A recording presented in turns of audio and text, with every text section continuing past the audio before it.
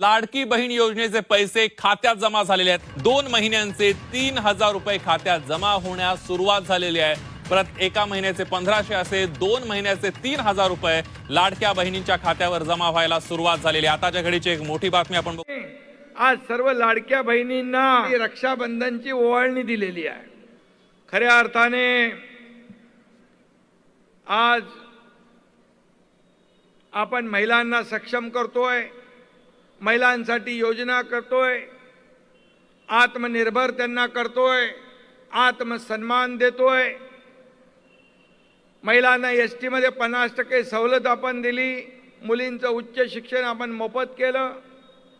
आपल्या नावासमोर आईचं नाव लावण्याचा देखील ऐतिहासिक निर्णय आपण घेतला। महाराष्ट्रातल्या करोडो लाडक्या बहिणींचा लाडका भाऊ ही ओळख एकनाथ शिंदेला तुमच्यामुळे मिळाली। ही सर्व पदांपेक्षा मोठी आहे। मुख्यमंत्री असताना मुख्यमंत्री लाडकी बहीण योजना आपण सुरू केली।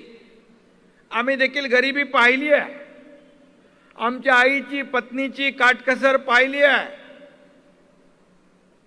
आणि त्यावेळची परिस्थिती देखील पाहिली आणि म्हणून मुख्यमंत्री झाल्यानंतर मुख्यमंत्री माझी लाडकी बहीण योजना आपण सुरू केली। त्याचा उदय आणि जन्म त्यावेळेस झाला। आणि आपल्याला सांगू इच्छितो, कोणी माईकाला आला तरी लाडकी बहीण योजना कधीही बंद होणार नाही।